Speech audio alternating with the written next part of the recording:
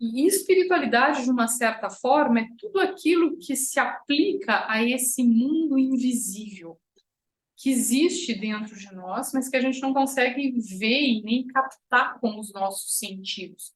No entanto, é o que dá sentido para a nossa vida, porque faz parte daquilo que é invisível aos olhos, talvez as experiências mais poderosas, mais potentes da existência humana, como, por exemplo, o amor, como, por exemplo, a felicidade, como, por exemplo, a paz, né? Que são experiências que são poderosas, a gente vive por isso, não é? Elas são tão poderosas que a gente vive pela felicidade, a gente vive pelo amor. É eles que dão sentido, que dão, né, que dão graça para a existência humana, não é? E, no entanto, não são coisas que a gente consegue mensurar, tocar, ver, são coisas que a gente consegue sentir, não é? E todo esse mundo do invisível, tudo aquilo que é invisível, que não pode ser visto, nem captado pelos sentidos, e nem tão entendido, não é? Estudado pela ciência, que está sempre buscando, enfim, uma comprovação científica, não é? Tudo isso faz parte desse universo que a gente chama de espiritualidade. Então, um dos aspectos principais, não é, da gente dedicar tempo para o nosso desenvolvimento espiritual é justamente fazer o possível para que esse eixo ele se mantenha estável e a gente possa lidar com todos os desafios da vida à nossa volta com essa sensação de divertimento, não é? E divertimento aqui não significa, né, irresponsabilidade, mas significa aquela coisa, né, que na verdade o sentido maior não é chegar a um destino no final de uma jornada, mas é conseguir encontrar o sentido em cada momento, em cada dia, não é? Não é viver uma vida árdua, uma vida difícil e lá no fim encontrar a felicidade, mas é conseguir encontrar esses momentos de felicidade a cada dia, em tudo aquilo que a gente faz, não é? No que quer que a gente faça. Então, é um pouco essa que é a ideia, não é? Da gente cultivar o melhor de nós. Porque esse é o melhor de nós. E o mais interessante é que esse melhor ele existe em todos nós, não é? Quer dizer, não é privilégio de poucas pessoas. Não são poucas pessoas que têm o privilégio de ter paz, felicidade, amor, força interior. Todos nós temos isso como uma espécie de um direito, faz parte da nossa identidade, da nossa essência humana. Não é assim como todo mundo tem um cérebro, todo mundo, enfim, né? Faz parte da essência humana. A questão é que pouca gente dedica tempo para cultivar esse melhor de si, porque muitas vezes a gente está tão ocupado, não é, tentando resolver, enfim, cuidar de todas essas coisas externas que acabam nos iludindo e tomando conta do nosso tempo. E o mais interessante, até irônico, né? A gente está buscando pelo quê? Né? Paz, felicidade, amor. Quer dizer, a gente se perde, não é? Em toda essa expansão, buscando por alguma coisa que está lá na essência e a gente não tem tempo de se voltar para essa essência, de cultivar essa essência e agregar os elementos dessa nossa essência a tudo aquilo que a gente faz. Imagina como que seria, por exemplo, a qualidade do seu dia se você conseguisse adicionar um pouquinho mais de paz ao seu trabalho, por exemplo, um pouquinho mais de amor, a forma como você lida com os funcionários da sua empresa, ou com os seus filhos, ou com as pessoas que passam por você, até mesmo, não é, pessoas desconhecidas que cruzam por você, se você pudesse ter um olhar diferente para essas pessoas. Ou se você conseguisse adicionar um pouco mais de felicidade a tudo que você faz. Né? Não mudaria a qualidade do seu dia, no final do dia? Como é que você ia estar se sentindo? Né? Provavelmente você ia estar se sentindo satisfeito, porque a satisfação ela vem da nossa capacidade não só de reconhecer essas qualidades que nós temos, essa essência, mas de potencializar isso, de usar isso. E aí entra uma coisa interessante também nessa definição de espiritualidade, porque muita gente confunde, não é? Espiritualidade com filosofia, outras pessoas confundem espiritualidade com práticas e ritos, e rituais, não é? Devocionais. E aí não é toda hora e todo dia, não é, que a gente pode se dar o luxo de, enfim, né, fazer um ritual, né, ou, sei lá, não é, não é todo mundo que está aberto, por exemplo, para um diálogo filosófico, não é? O entendimento, a capacidade intelectual das pessoas varia. Algumas pessoas gostam de filosofia, outras pessoas gostam de outras coisas mais práticas. E, na realidade, a espiritualidade não é filosofia, não é ritual, não é devoção, mas a espiritualidade é a prática dessas qualidades, da essência do ser no seu dia a dia. E claro que para a gente conseguir praticar isso, antes de mais nada, não é o primeiro passo, a gente precisa conhecer. A gente precisa ter essa sabedoria interior, esse conhecimento mesmo, não é? Essa informação que vai nos fazer, vai nos capacitar a reconhecer essas qualidades, porque às vezes a gente tem um entendimento que é meio baseado num estereótipo da sociedade, né? Do que é ser feliz, por exemplo, ou do que é ter uma experiência de amor. Então, você entra lá no Facebook, por exemplo, né? O que é ser feliz e o que é ter uma experiência de amor, né? Muitas vezes é muito diferente da sutileza que esses sentimentos ou essas qualidades têm na sua forma mais pura, né? Porque são qualidades espirituais que são extremamente sutis, que têm uma energia extremamente pura e que às vezes a gente fica tentando, não é, adicionar e experimentar das formas mais mirabolantes possíveis. Então, o conhecimento espiritual, ele vai nos capacitar a reconhecer essas experiências nessas situações simples mesmo, não é? Onde elas estão ali, quer dizer, elas só precisam ser encontradas. E uma das questões, não é, de cultivar o melhor em nós mesmos, então, num primeiro momento, procurar ter conhecimento, né? Quer dizer, dedicar-se a entender as coisas do espírito. E segundo, treinar esse olhar que vai te capacitar a reconhecer essas qualidades na simplicidade do seu dia a dia. E a gente precisa ter um olhar diferenciado para isso, né? Porque um outro aspecto que é bem interessante, não é, da espiritualidade ou do conhecimento espiritual, é que ele nos ajuda a entender uma série de contrastes. E sem essa sabedoria, a gente não consegue perceber esses contrastes. Por exemplo, o próprio contraste entre o que dá felicidade e o que dá tristeza, ou o que é felicidade e o que é tristeza. Porque se tem muita gente hoje em dia fazendo coisas que dão tristeza, não é porque elas querem ser tristes. Ninguém quer ser triste. Em sã consciência, né, num estado de saúde mínimo, ninguém faz nada deliberadamente para ser triste. E aí você pensa, poxa, mas o mundo tem tanta atrocidade, né? As pessoas roubam, as pessoas dão golpes, as pessoas, sei lá, trapaceiam, enganam os outros, né? São violentas. No entanto, veja, aquela pessoa que está fazendo aquele ato, ela não consegue reconhecer que aquilo que ela está fazendo vai trazer para ela tristeza, né? Que ela vai ter que, em algum momento, acertar aquela conta, né? Porque quem dá tristeza, recebe tristeza. Não tem como ser feliz quando, enfim, o seu comportamento, as suas ações são ações que trazem prejuízo para quem quer que seja. Então, falta esse feeling, né?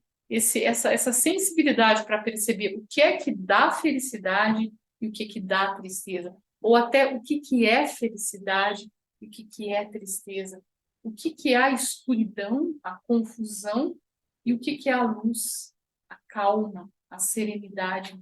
Então, o conhecimento espiritual, ele vai nos dar essa capacidade de perceber esses contrastes todos. E quando a gente consegue perceber esses contrastes e entender isso, só então a gente vai poder fazer uma escolha, né?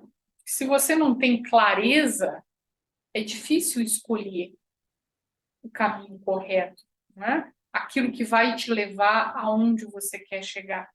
Se a sua visão ela está meio turva, não é? Se a sua visão ela está nublada, quem usa óculos sabe bem o que eu estou falando, né? Se você esquece o óculos um dia, né, você não consegue enxergar, você não consegue discernir, né, corretamente. E é por isso, inclusive, não é, que a sabedoria espiritual ela é representada, não é, como um terceiro olho, né, com essa visão do terceiro olho, que é o olho da sabedoria, que é esse olhar diferenciado, que é essa capacidade, sim, de ver o invisível em si, de cultivar essas qualidades, mas também de ver, né, externamente essas qualidades nos outros, de ver aquilo que dá felicidade, aquilo que dá tristeza, e fazer, né, conscientemente uma opção de como que eu quero ser, de como que eu quero agir.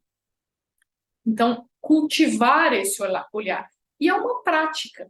A gente pode pensar num primeiro momento assim, mas é muito difícil, né, eu conseguir no dia a dia, no meio do burburinho, no meio do turbilhão, eu conseguir ter esse olhar, não é, de ver, não é só, né, é ver a essência no outro, é ver a virtude da situação, é ver o legado, o aprendizado que cada situação traz para você, é procurar um sentido naquilo que está acontecendo, que esteja alinhado com o seu objetivo. Isso é treinar a sua visão, isso é treinar o seu olhar. E aí sim, você pode pensar, é difícil fazer isso, não é? Porque de uma certa maneira as situações elas interagem com a nossa personalidade. E a nossa personalidade, né, o ego, né, pode ser descrito como uma parte da nossa personalidade, é como se fosse uma espécie de uma couraça, uma armadura, que serve, por um lado, para nos proteger, mas que, por outro lado, nos impede, né, de acessar os nossos recursos espirituais, que é literalmente como se fosse uma armadura, né? Então, por um lado, sim, ele até te protege de algum ataque que venha de fora, mas ele também te impede de entrar em contato, né, com as suas próprias armas ou ferramentas que te capacitariam a elaborar as situações. Então, num primeiro momento, quando acontece alguma coisa, a nossa tendência sempre é reagir a partir da superfície. E a superfície é o ego. A superfície são qualidades que são adquiridas ao longo da nossa caminhada. Então, elas não fazem parte da nossa essência. A gente aprende as qualidades do ego. E aí, na nossa caminhada, tem situações boas e situações ruins. A gente teve momentos de felicidade, momentos de tristeza, a gente teve exemplos de crescimento e a gente teve maus exemplos. E é por isso que, dentre os atributos da personalidade, a gente tem virtudes e defeitos, né? Então, a personalidade, ela sempre tem os dois aspectos, porque a gente foi sendo calejado ao longo da jornada. E aí, quando a gente responde às situações externas a partir dessa superfície, nem sempre a gente tem a capacidade de ter o olhar correto. Porque a reação, às vezes, ela é imediata, né? Depois é que a gente vai perceber. Podia não ter feito. Como é que eu fiz uma coisa dessa? Como é que eu agi dessa forma? Eu podia ter agido de outra maneira, eu podia ter feito de outra forma, né? Depois a sabedoria, a consciência, né? Ela fala com você. Mas no momento você acaba atuando ou agindo com base nessa superfície. Então, o que a gente precisa fazer é, de fato, cultivar essa nossa essência espiritual de tal maneira que ela se sobressaia a essa superfície, digamos assim, de maneira que quando vem uma situação, ao invés da gente lidar da superfície, a gente consiga lidar do âmago, porque lá tem muito mais elementos, você é muito mais capaz, né? A sua caixinha de ferramentas interior é muito mais completa, né? A caixinha de ferramentas do ego tem meia dúzia de fórmulas prontas, né? Por isso que normalmente quando você age a partir da casca do ego, da superfície, eu não sei se vocês têm essa experiência, mas você meio que se repete, né? Até você sabe já que você está se repetindo, né? Com o seu repertório, porque o repertório ele é pequenininho, ele é muito restrito e as situações elas são muito mais complexas do que o seu repertório do ego, né? E é por isso que depois de uma certa idade, né? Acho que depois dos 50, todo mundo aqui já tem mais de 50, você já tem mais de 50? Não, mas depois dos 40, enfim, de uma certa maneira, todo mundo já sabe o que tem que fazer, onde, qual é o seu calo, né?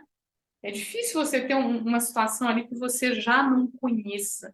Você já se conhece, você já sabe qual é o seu calinho, você já sabe onde é que é o seu ponto frágil, qual é a sua vulnerabilidade, aonde que é o seu botão ali, né, que aperta toda vez. Só que, né, a gente continua permitindo, né, ou se permitindo agir dessa forma, porque falta a prática da espiritualidade. Então, espiritualidade é uma prática. E como toda prática, a gente precisa arrumar um tempo para fazer isso, né? Para, enfim, se expor ao conhecimento que vai ampliar os nossos horizontes, as nossas perspectivas, vai nos dar um repertório mais amplo, né? A gente começa a entender melhor as coisas.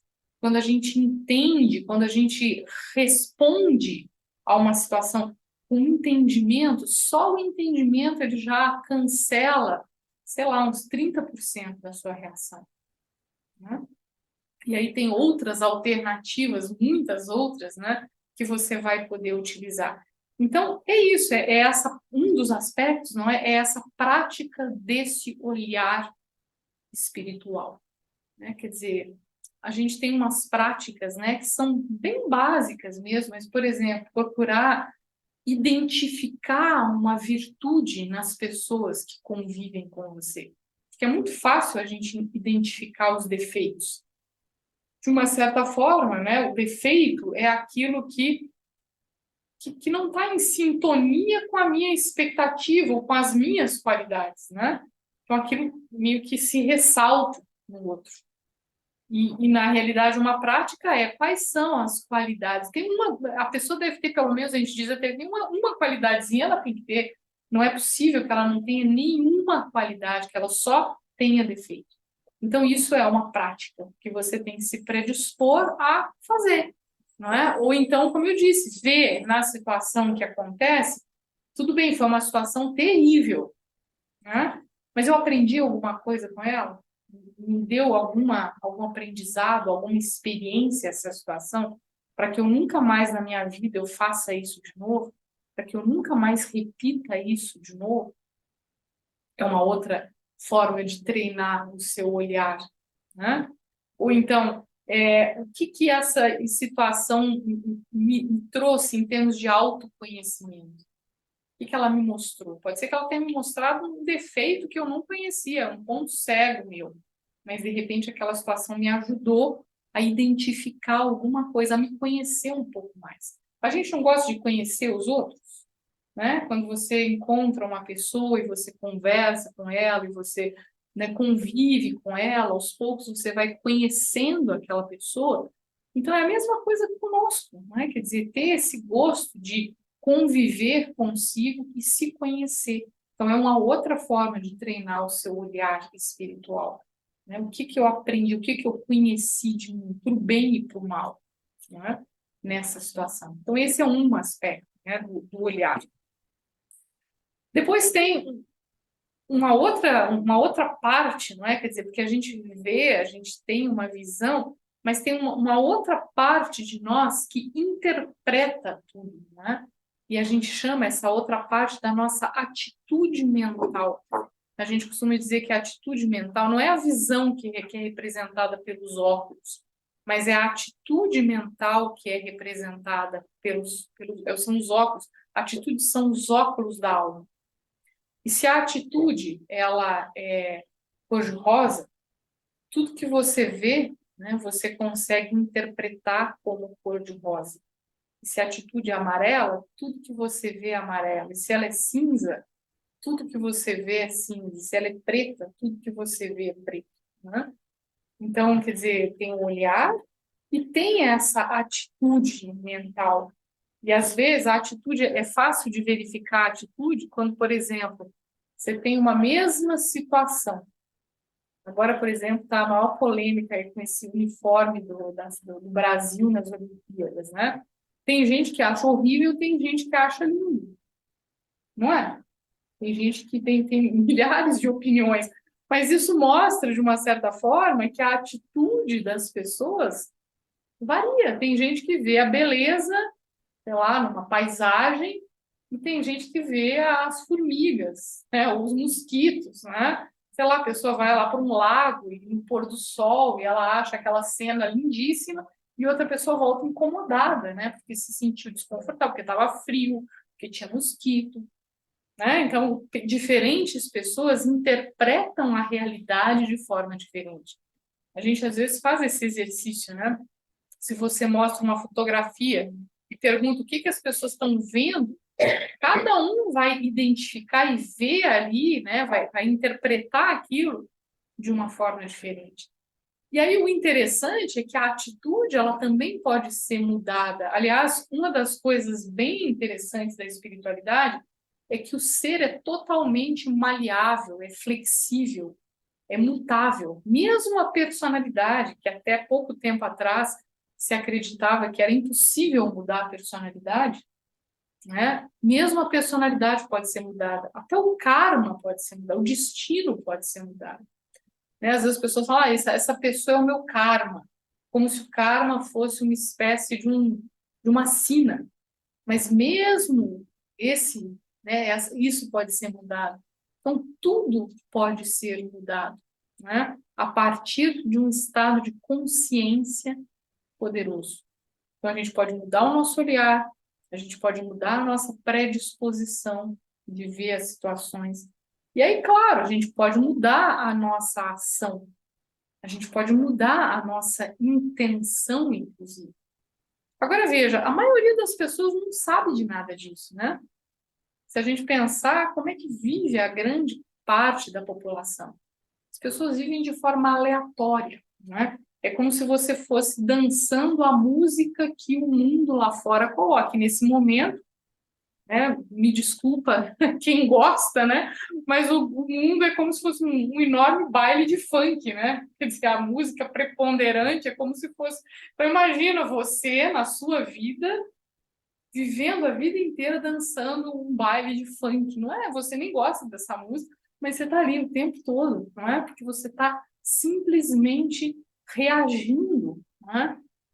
E não se dá conta de que existe uma opção de olhar, de que existe uma predisposição interna, de que você pode escolher a sua intenção, perceber a sua intenção e mudá-la, de que você pode ser, enfim, selecionar as suas ações e, em consequência, definir o seu destino.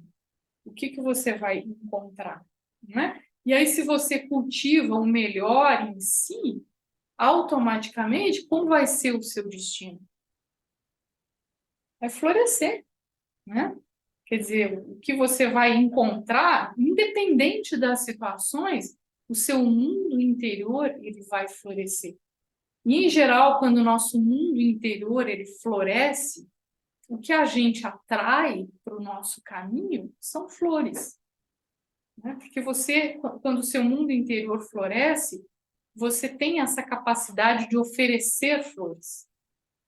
Né? E ao invés de simplesmente viver em função de desviar dos espinhos, né? Porque a vida é mais do que isso, né? Da gente tentar se libertar das dificuldades, né? Lidar com as dificuldades e lidar com os problemas, que muitas vezes quando a gente pensa, né, que amanhã é segunda-feira, já dá um arrepio na espinha, né? Puxa vida, todas aquelas dificuldades, todos aqueles problemas, vai tudo passar pelo meu caminho de novo. E na realidade, não é? Você pode optar como lidar com isso, né? Como é que você quer passar pelas situações. Então, tem várias coisas, não é, que a gente precisa prestar atenção, que podem realmente mudar muito a nossa experiência, né? A gente pode, como eu falei, né, se o conhecimento ele é caracterizado pelo terceiro olho, pelo olho, né? Imagina se você vive num mundo de cegos e você tem visão. Isso significa que você pode criar, fazer a diferença na sua própria vida, mas você também pode se tornar uma inspiração para os outros, uma referência para os outros, né? Uma bengala para os cegos, né? Para que eles também possam encontrar esse caminho para a luz. Então, a sua vida, ela faz a diferença, e às vezes as pessoas nem sabem bem por quê, né?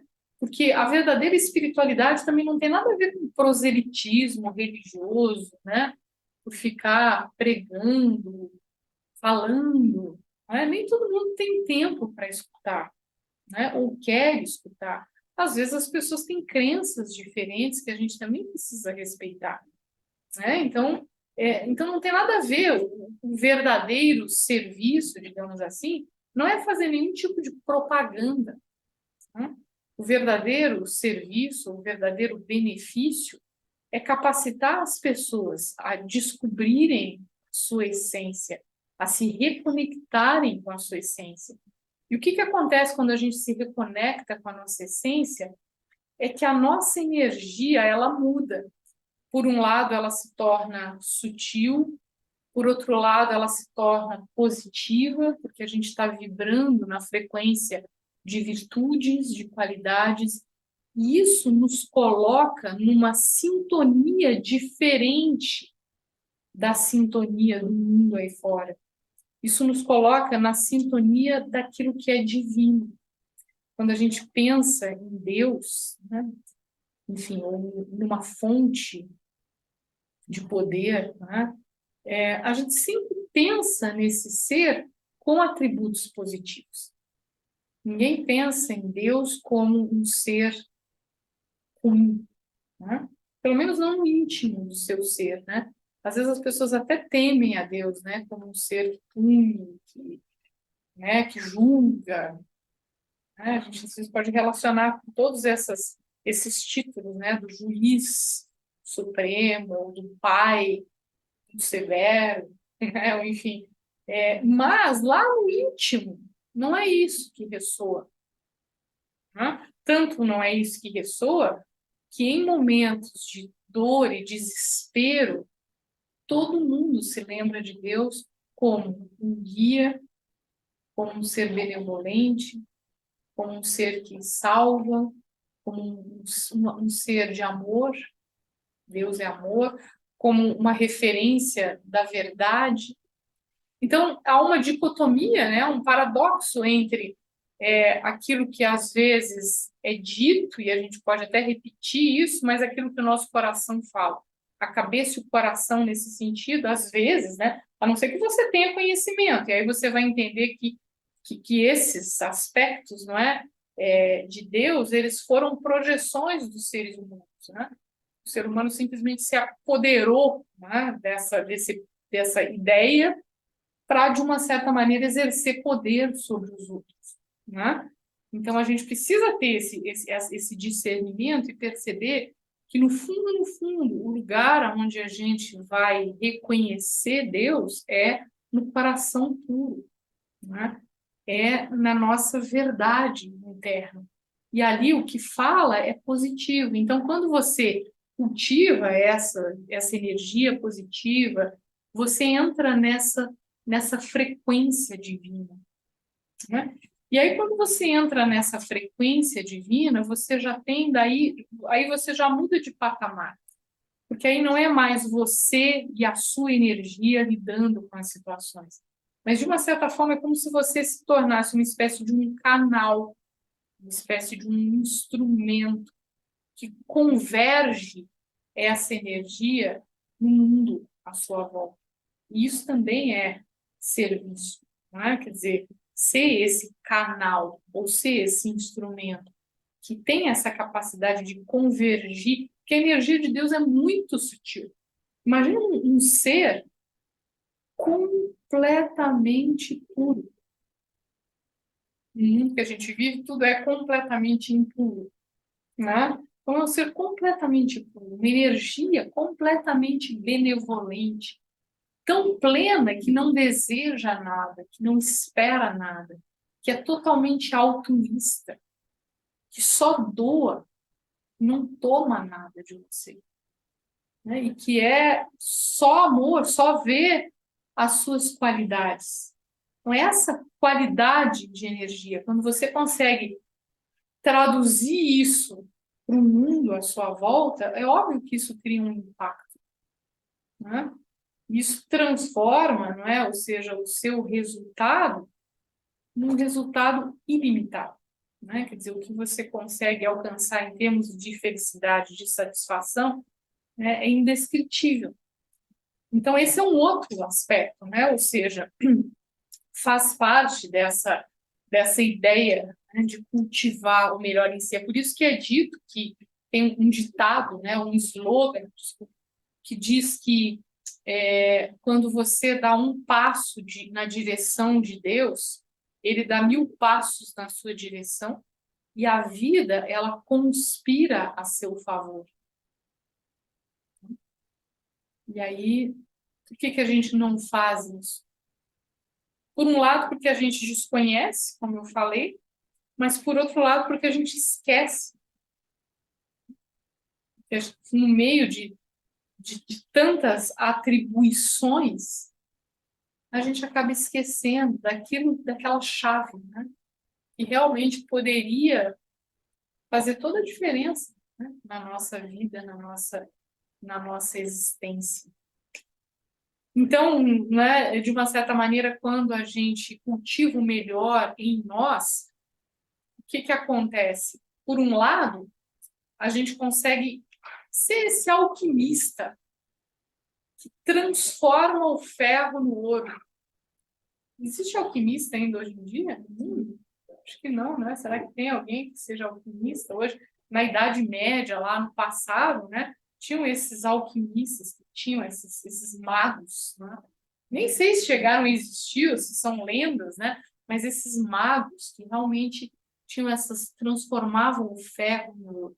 Então, imagina você ser um alquimista, aquele que transforma a escuridão na luz, que transforma a tristeza em felicidade, que transforma, não é, o negativo em positivo. Então, quando você cultiva o melhor em si, você se torna esse alquimista que transforma. Você tem esse poder, essa varinha de condão, né? De transformar as situações da sua vida e não esperar que elas mudem. Porque às vezes elas não vão mudar nunca, né? Talvez elas não dependam de você. Tem coisas que não dependem de nós, tem coisas que dependem, tem coisas que não dependem. A gente vê, né? Rumo, por exemplo, que o mundo está tomando. Mas independente disso, né? Você ainda assim conseguir transformar e não só transformar, exercer um papel de protagonista e não de vítima, né? Porque cada vez que a gente dá poder para as situações e a gente se coloca, né, numa posição coadjuvante, a gente perde essa capacidade de ser um protagonista da nossa história. A gente acaba seguindo algum roteiro que não fomos nós que determinamos para nós, né? Então, esse é um outro aspecto, né, dessa questão de transformação. Uma outra coisa, não é? Quando a gente cultiva o melhor em nós mesmos, é essa capacidade de gerar a experiência que a gente quer. E a experiência ela vem com esse poder de assimilar.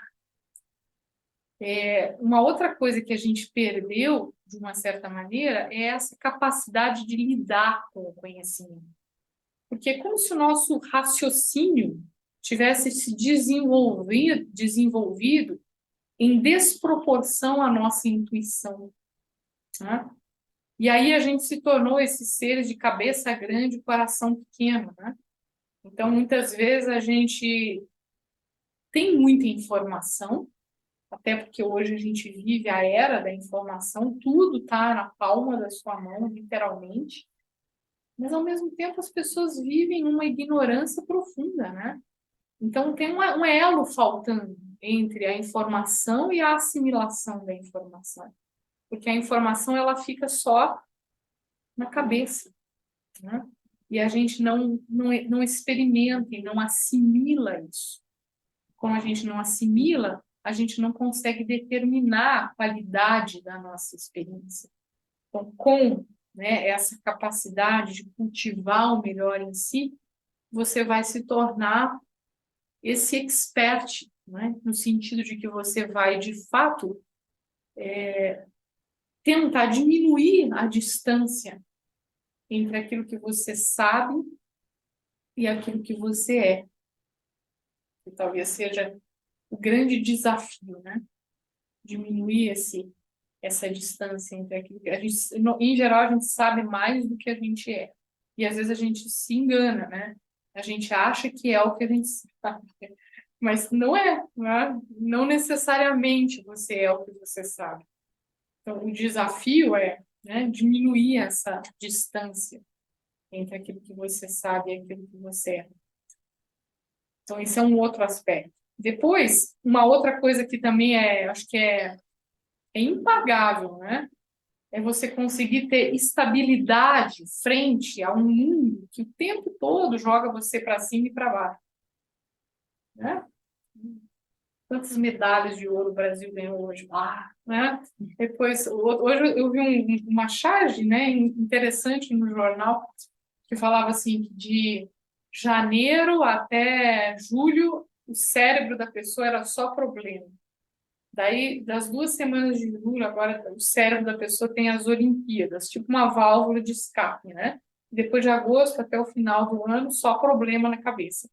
Né? Então, de uma certa maneira, a gente vive o tempo todo em busca dessas válvulas de escape. Não estou dizendo que todo mundo, né, se motiva com os jogos, etc. e tal, mas ontem eu estava olhando um pedacinho de um jogo de basquete, eu estava lá, né, não tem como, de uma certa forma, você ficar, né, neutro, porque, né, enfim, e isso tudo é uma válvula de escape, né? Então, quer dizer, se faz lá, se o desempenho do seu time é bom, né? E aí, mesmo que não seja o time, se você é cruzeirense ou atleticano, sei lá, você vai para cima. Mas se o desempenho é ruim, você vai lá para baixo. E se o dólar cai, você fica animado, mas se o dólar sobe, você fica desanimado. E sei lá, se o seu candidato performa bem, ou se o seu candidato performa mal, se você ganha dinheiro, você perde dinheiro. Se a Microsoft faz um erro que para o mundo. Né? Então, a gente está o tempo todo nessa gangorra, né? E por isso que eu digo que a estabilidade é impagável. E tem gente que confunde estabilidade com uma espécie de um tédio existencial, né? Tem muita gente que fala, não, mas se não tivesse altos e baixos, a vida seria muito chata, né? Mas quando a gente fala de estabilidade, existe um pré-requisito para a estabilidade. E o pré-requisito para a estabilidade é o preenchimento. Porque se você tem um recipiente vazio, esse recipiente ele é barulhento. Mas se você tem um recipiente cheio, ele é silencioso, né? A definição de silêncio, no nosso entendimento, é uma mente plena, não uma mente vazia. Que, aliás, é impossível, né? Uma mente vazia. Mas se a alma ela está preenchida, se ela cultiva as aquisições espirituais, né? Essas aquisições do espírito que a gente falou, naturalmente você consegue experimentar essa estabilidade. Então, é muito mais interessante a estabilidade, porque, no fundo, os altos e baixos são um sintoma do vazio. E aí você precisa dessas emoções para fazer de conta que, né, que está experimentando alguma coisa. Entende? Quando na realidade é muito melhor você estar lá pleno, satisfeito, cultivando as suas aquisições espirituais. E aí você tem uma capacidade de ver as coisas como elas são, sabe? Tipo assim, as coisas são como elas são. Quer você goste, quer você não goste, quer você aceite, quer você não aceite. Alguém muda alguma coisa por gostar ou não gostar? Por aceitar ou não aceitar? Quem é que sofre quando a gente não aceita? Eu, né? Eu que sofro, eu que perco tempo, eu que perco energia, eu que penso demais, eu que fico cultivando a minha mágoa, eu que acabo ficando doente, eu que fico com insônia. Sou eu, né? Não é? Talvez os outros também tenham lá os seus problemas, mas enfim, não me dizem respeito, né? O que me diz respeito sou eu, é a minha história, né? Então, essa estabilidade, ela vem quando há preenchimento. E aí, porque há preenchimento, não há expectativa, e porque não há expectativa, eu permito que as coisas sejam como elas são. Eu aceito, né? Isso me liberta. Então, esse é um outro aspecto, não é? Dessa capacidade de cultivar o melhor em nós. E aí, por último, não é? Esse estado de felicidade que vem de dentro e não de fora, né? Que não depende de nada e de ninguém. Mas que nem não é um estado assim, existe muita controvérsia, né? E é uma controvérsia retórica. É felicidade, é contentamento, é alegria, é bem-aventurança, qual que seria a palavra, não é, para definir esse estado, não é, de estar bem consigo mesmo, né? De felicidade verdadeira, né? Espiritual. Então é isso, né? O que eu tinha para compartilhar, quer dizer, vale a pena a gente dedicar um tempinho para cultivar o melhor em nós. Para quem quiser refazer, não é? Ou né, dar uma reciclada, talvez seja a melhor palavra, a gente vai ter um curso de meditação aqui, que vai acontecer agora no mês de agosto. E é legal para a gente poder reciclar os conceitos básicos, não é? Que determinam a nossa prática.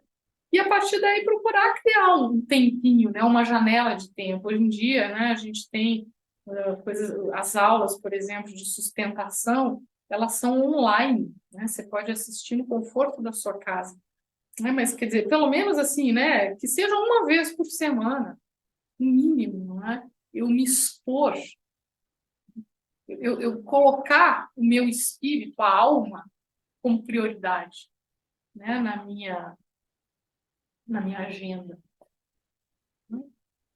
Colocar lá como prioridade. E você nunca vai se arrepender, né? Porque o bem-estar que isso traz é imediato. Quer dizer, então, logo você faça, você já experimenta o resultado.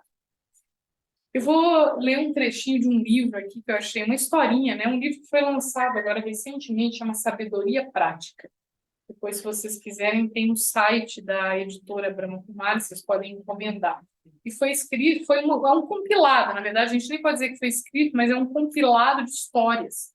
Histórias, essas histórias, lendas, histórias populares, né, que são contadas.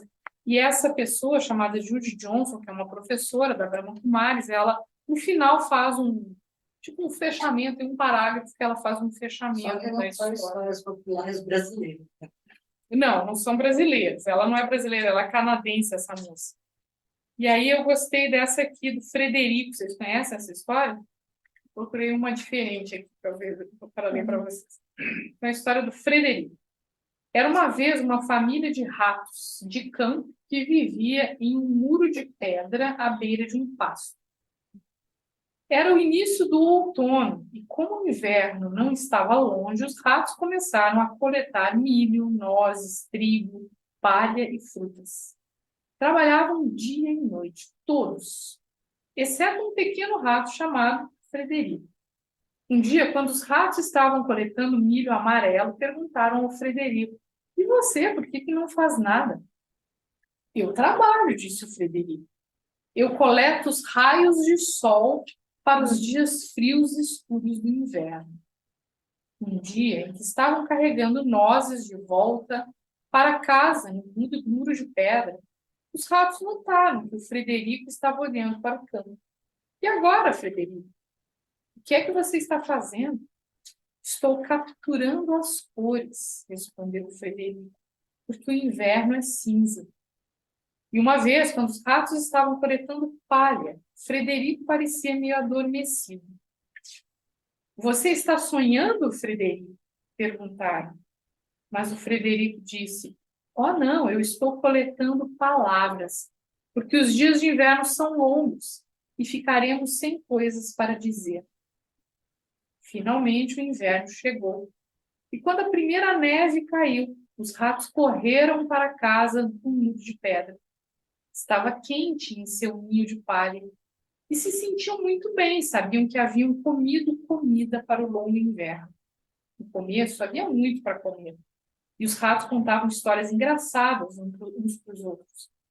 Eles eram uma família feliz, mas pouco a pouco comeram a maioria das nozes e frutas, o milho se tornou apenas uma lembrança. Eles estavam com fome, o inverno estava frio, a primavera estava a muitos dias de distância e ninguém tinha vontade de falar nada. Então lembraram-se do que o Frederico havia dito sobre os raios de sol, as cores, as palavras. E quanto aos seus suprimentos, Frederico? E a sua colheita? Perguntaram todos os ratos. Fechem os olhos, disse o Frederico, enquanto subia em uma grande pedra. Agora eu estou lhes enviando os raios de sol.